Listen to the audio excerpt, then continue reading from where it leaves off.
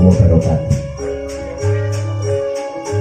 Nuwun pamirsa kakung semono putri, kula minangka sesulit kadang seniman seni jaranan campur sari Wahyu Turobojati ingkang mijil saking dusun Pangan Banjaraya Kalibawan Kulon Progo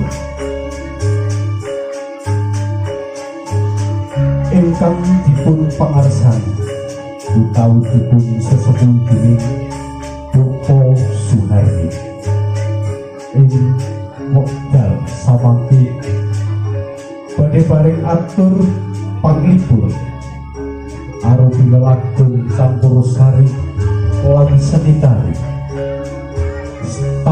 kuda kepang lan sak piturutipun.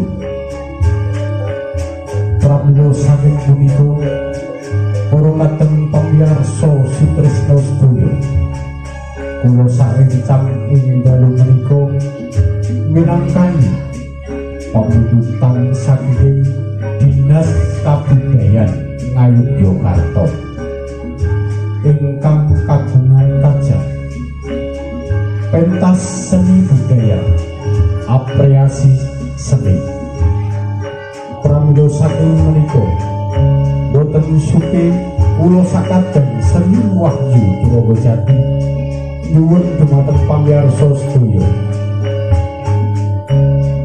mugi kersa paring donga pangestu, mugi-mugi lampahipun pagelaran seni tari jaranan ing dalu menika tansah pinaringan rahayu wilujeng boten wonten alangan satunggal napa.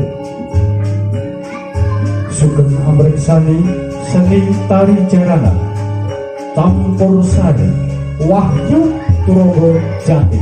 Nuwun